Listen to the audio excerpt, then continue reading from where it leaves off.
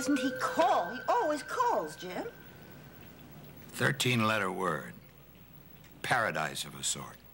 He could be sick. He could be kidnapped. He could be dead. Would we know? Well, I've done everything I can do. I call down there every day. All we know is he checked out of the hotel and just disappeared. Well, why don't you get him a plane and go down there and find him? Oh, Karen, Lima's a big city. Where would I start? Well, if he's not back by Friday, I am going down there. Damn that kid. Send him off on an important assignment. Chance to prove himself, and he pulls a stunt like this. Do you think he could be involved with a woman? 23 years old, $3,000 in traveler's checks. Could be.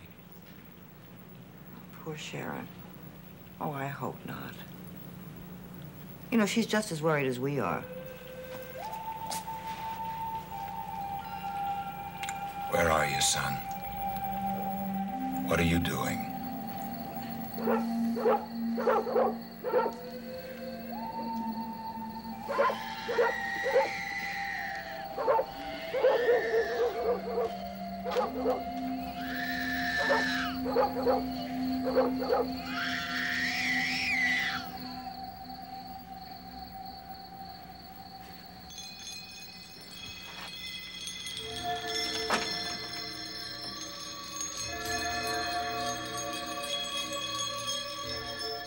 Tell Dobson the per diem's okay, but there's no reason he can't fly economy. Yeah, well, do what you have to do. Yes? Mr. Dobson, your son's on 3.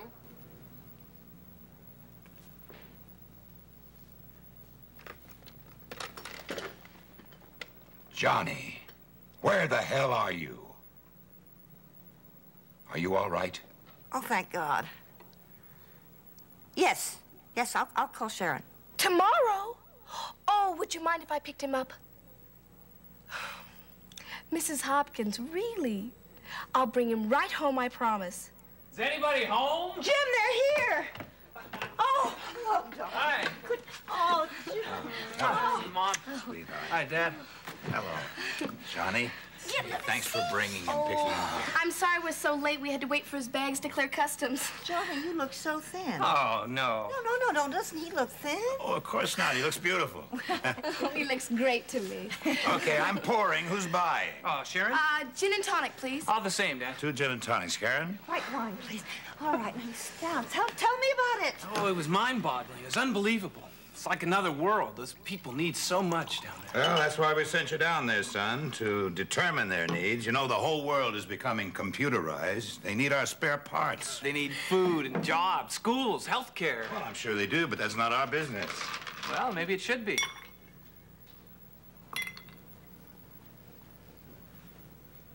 Johnny. Jim? I know this is homecoming. I have to say this, get it off my chest, and then forget it. You started out so fine. Everybody was impressed with you down there. I know. They called me raving about you. Then you hit Lima and disappeared. Nothing, just a couple of postcards saying, don't worry. Well, we did worry, all of us. And I, for one, would like to know where the hell you were. Dad, I was in Lima. You know that. Our distributors rolled out the red carpet. It was fancy restaurants, nightclubs, parties. After a while, it all became sort of boring. I mean, you can only watch so many flamenco dancers. Oh. Oh. They checked me into a luxurious hotel. But right behind it, on the side of the hill, was this huge barrio. I had some time, so I decided to explore it. What for? Well, just to see it. Here were tens of thousands of people living in cardboard shacks, next to nothing to eat. I can still see those children with their swollen bellies. Poverty is unbelievable. No electricity, no plumbing, sanitation, or clean water. That's the trouble down there. No middle class. Everybody's very rich or very poor. Where do they come from? They're tenant farmers. They're pushed off by landlords who could make more profit selling beef and orchids. So the peasants have a choice of starving in the country or seeking jobs in the city. Only there aren't any jobs in the city.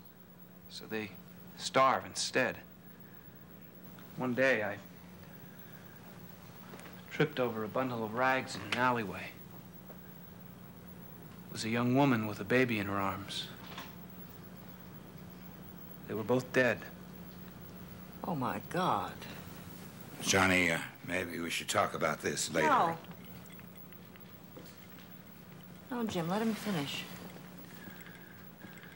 Well, I met a priest who helped me bury them. We became friends. He introduced me to 3 other priests who together with him form a team that runs a clinic, an employment agency, and helps some nuns with a school. That's where I've been for the past 8 weeks. Working my tail off. In the clinic, in the school, in the barrio. Well, I'm driving our man in Lima nuts with daily phone calls. I'm sorry, Dad. I should have written. But I didn't know what to write or how to explain what it was I was doing. Dad, the people in that barrio are beautiful. They love each other so much. They share whatever they have, including a joy, an inner happiness that I've never seen before. God seems to shine right through them. He really does. Johnny, we've heard you do this before. First it was drugs and nuclear protests. Then meditation and prayer meetings. We half expected you to come back with a bed sheet and a shaved head. Oh, Dad. I thought, John, when you got out of college and then went on to business school, that you decided to give all this up. And then when you and Sharon got together, we were delighted. We were convinced that you were ready to settle down. But now I don't know. Jim. No, listen. We have a business here, son. A family business, and you're part of it. You're our only child. You've got to get yourself together, Johnny, because you're taking it over. Here's our warehouse in Sao Paulo. It has approximately 62,000 square feet of storage space. According to our supervisor, Mr. Sousa, they anticipate an increase of 50% over the next 5 years. Here's our facility in Lima. It has approximately 45,000 usable square feet. And here is where many of our employees live. By Peruvian standards, it's not half bad. But just beyond their houses, however, is the barrio. 100,000 people crowded together into cardboard shacks. Average income, $100 per person per year. See the streaks in that little girl's hair? They're caused by protein deficiency. 20% of these children die before their first birthday. Another 20% before their 5th. They die because of measles or dysentery, but the real killer is malnutrition. This little boy died while I was there. Thank you, gentlemen. Meeting is adjourned.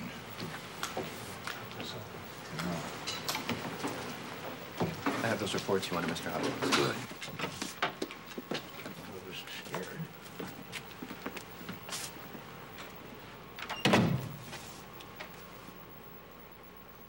What the hell do you call that?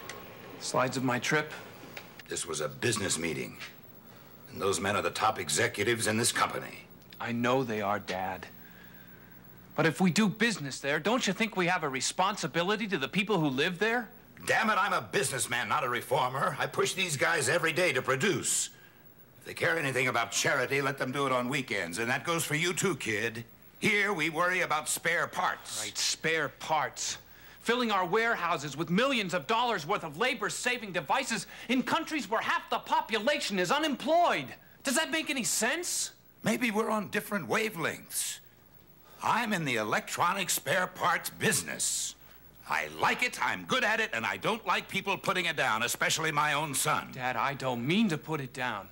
The question is, can it be my business? Do I want to spend the rest of my life as an executive? Especially when I see what business does to some people. What do you mean? Dad, it eats them up. I mean, take Schaefer. You know he drinks too much, and Toohey, he's constantly chasing women. And Bradshaw looks scared to death all the time. Well, it's nice to know what you think of my executives. Dad, all I'm saying is I want to make the most out of my life. When it's all over, I'd like to be able to look back and see that the world's a little freer, a more loving place because I was in it. And you can't be proud of this. I don't know, Dad. I just don't know. Well, let me know when you do.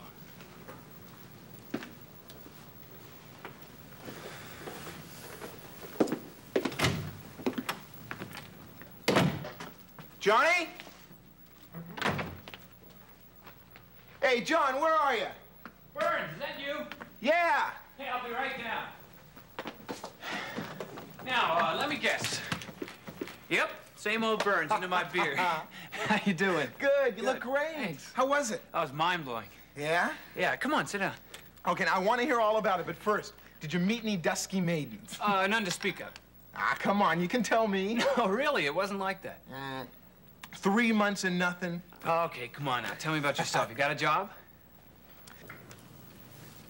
What does the Big Apple mean to you? You kidding me? New York City. Fantastic! Get this, I leave on Sunday. Yeah? 30 grand a year, my own expense account, straight to the top. Well, what kind of firm is it? Oh, who cares? Hey, Johnny, can't you just see me on the east side, huh? You know, all the little ladies in my own place? Yeah. How's this? Hi, baby, I'm Jerry Burns, MBA, junior executive, all around Mr. Wonderful. It's gonna be great. Well, what about Flo? Well, we split up. You kidding me? No. You know, Flo's a good kid and all. You know, I gave it a lot of thought, because she's great, and a great roommate. But can you see her in New York City, you know? I mean, rubbing elbows with the corporation types and... Well, I couldn't. Hey, I'm gonna be making 30 grand a year. Yeah, it sounds great. You heard about Smitty, didn't you? No, what'd he get? Yeah, he blew his brains out. Smitty? Yeah. Isn't that something? You know, a guy goes through 4 years of college and 2 years of grad school, and then bango. What a waste. You know, he had some damn good job offers, too. They were better than I got. Oh, Jerry, why'd he do it? Nobody knows. His roomie said he'd really been down since graduation. Stayed home most of the time. Kept saying, you know, there's got to be something more than this. He said he felt empty inside. Isn't that something, you know? A bright guy with 35 grand waiting for him says he feels empty? I mean, what do you expect, Johnny? 40? Oh, man, I really liked Smitty. I mean, he cared. People always meant more to him than things. Yeah, well, now he's got neither. Oh, Smitty. Hey, you know, I hit New York City. It's going to be nothing but the imported stuff. First class all the way. Smitty. You've changed a lot since you went down there. Yes, I have. Oh, something's missing, Sharon. Ever since Peru, the American dream just doesn't make any sense to me anymore. Your brother joins a cult, Smitty kills himself. Burns doesn't know where the hell he is. We're all part of that me generation, deluged with things, taught to indulge ourselves, and yet starved inside. We're searching. All of us are searching. I keep thinking of those guys down in that barrio, finding such joy in loving other people, forgetting all about themselves. We could search together. I'd go back down to Peru with you if that's what you want. No, Sharon. No. Peru's problems have to be solved by Peruvians. We've got enough of our own right here. They're physically poor, but we're spiritually poor. I'd like to take a crack at that.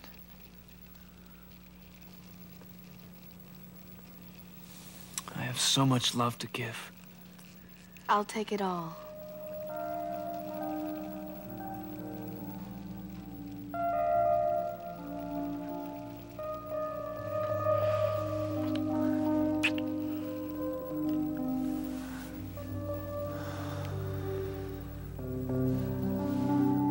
not so sure you can.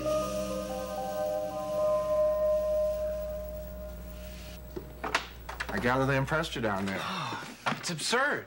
I mean, they're all from good families, they're well educated, and yet there they are, breaking their butts in that barrio. I just had to find out why. And? They believe in Jesus. They believe that he lives in people, especially the poor and the desperate. And you know they're right, Tony. When you forget all about yourself and just go out and help people, you see God in them. You really do. So God's in South America, is he? All this time, I thought he had a seat on the New York Stock Exchange. I guess what impressed me the most was that they're social workers, yes, but they're also priests, which gives everything they do a Jesus dimension. They symbolize God's presence in the barrio. They give those people a sense of dignity because they help them feel loved by God. What's all this got to do with your father's business? Nothing. Which is why I'm here. Your dad know about all this? We're discussing it. I'll bet. It's crazy. Part of me wants to go in with him, make a lot of money, live the good life. The other part?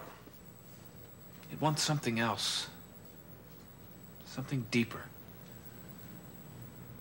I'd like to be able to help people on the deepest level, especially those in need, the confused, the lonely, the desperate, like Smitty. You're beginning to sound like one of those fellows you were telling me about. Is that so bad? No. Not if you want to be a priest. I've thought about it. Sounds like you have. How does Sharon, how does she feel about all this? Well, she's trying to understand. How long have you two been going together? 2 years. You afraid of marriage? Oh, I love her very much. This priesthood thing. What about the celibacy? Think you could handle that? Well, it wouldn't be easy. It's not a question of it being easy. It's a question of, is it possible? Can you be a full man without a woman? The priests in that barrio are. Damn it, Hopkins. Your old man gave us a lot of money to make a businessman out of you. So why can't you play it by the numbers like everybody else? Use your MBA, get married, join the Young Republicans. I was so happy down there. They gave me more than I ever gave them. You always were an enthusiast, John. Do you want to change the world? That's good. The reality is you won't make much difference, no matter how hard you work. The people you help will drain you dry, and then they'll forget about you. Sound cynical? A little. Supposing I'm right. Would you still want to go ahead with it?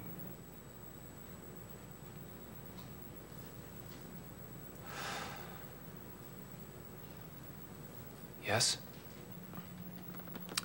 Well, you came to me for my advice, so here it is. Think it through. Listen to yourself. Listen hard. And if the priesthood is what you really want to do, then don't let anybody talk you out of it. You want some more coffee? Oh, please, Mom. There you go. Thanks.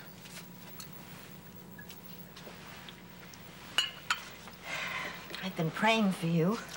Thanks. I've been praying for myself. When do you visit the seminary? Wednesday. Cheer up, Mom. They might turn me down. I just think you ought to look at everything involved. I'm trying to. It's just that it feels right to me. Like what I've been searching for, a way to give what I have to give. It just frightens me, Johnny. You're such a warm and affectionate person. I can't picture you lumped in with a bunch of priests. At least not the ones we know. Well, Father Carr is a very warm and affectionate person. Well, that's true. That's true. He is. He is. But Father Rhodes is grumpy all the time, and Father Levesque looks like he's sucking on a lemon. Well, you know why, Johnny. I mean, they're lonely. No wife, no kids. It shows. Well, in fact, that's why so many young priests are leaving. They're lonely. Well, some must stay, otherwise we'd run out. But you wouldn't want to be in that position, would you? In and wanting out? No. No, I wouldn't. Mom, what's really bothering you? Don't do it. Let somebody else's son go be a priest, someone who has a son to spare. Oh, I'm sorry. Oh, God, I'm so sorry.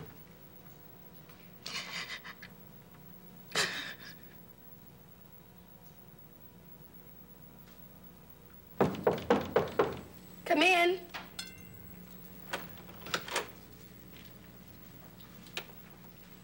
Hi. John, come on in. Tell me, how'd it go? Are you gonna do it? What did they say? Tell me. You don't deserve this. It's just not fair. Well, if it's what you've got to do, then it's what you got to do. The Lord gives and the Lord takes away.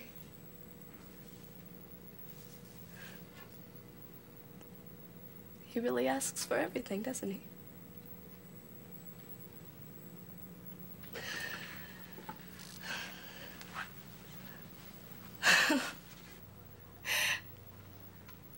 Let you out of my sight for a lousy 12 weeks and look what happens. You fall in love.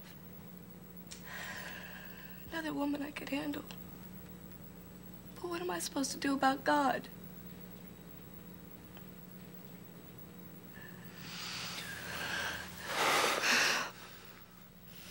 I'm not sure I can make it without you.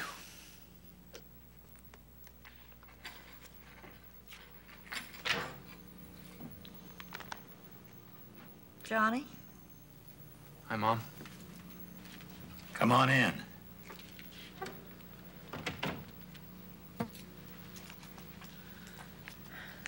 I think that I will make us a fresh pot of coffee. Sit down. You feel like a drink? No, thanks.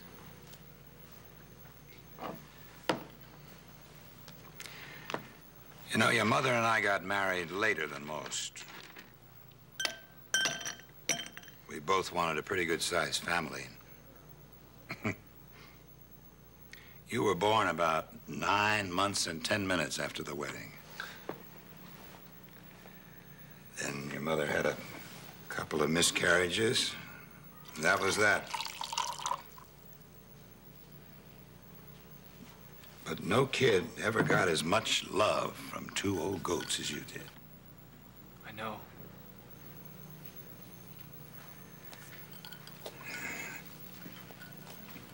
I don't want you to live your life according to my blueprint, John. But I want you to know we made some mighty fine plans for you. I remember the first time I ever held you. You were so tiny, so warm. I have loved being your father. And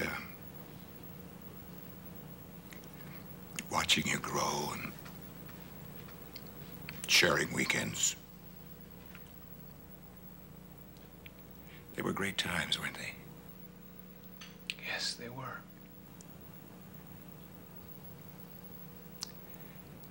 Well, I want to do it all over again. With a grandchild.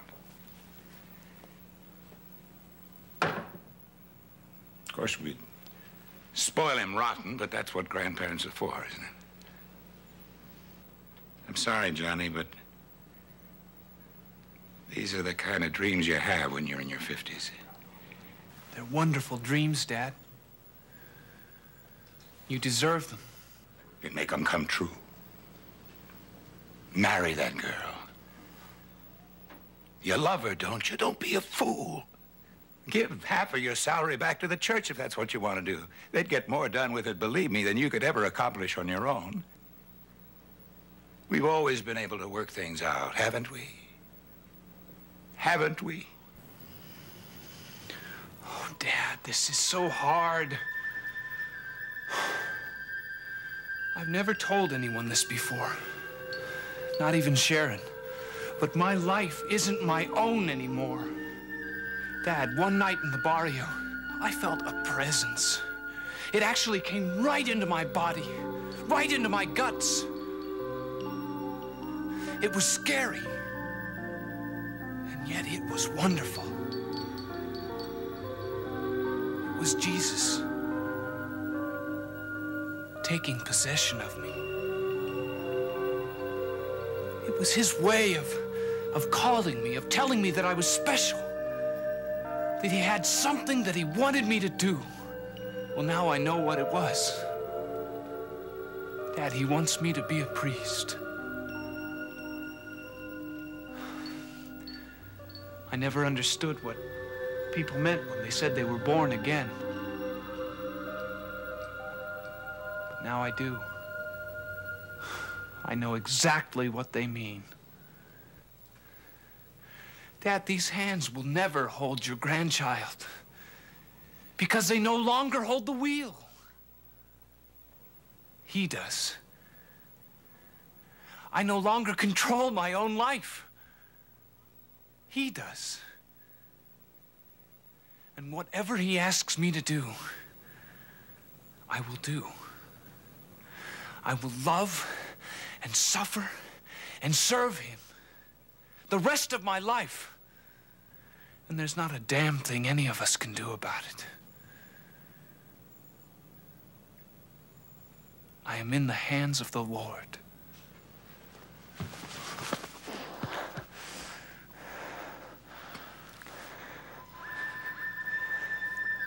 I understand. I understand.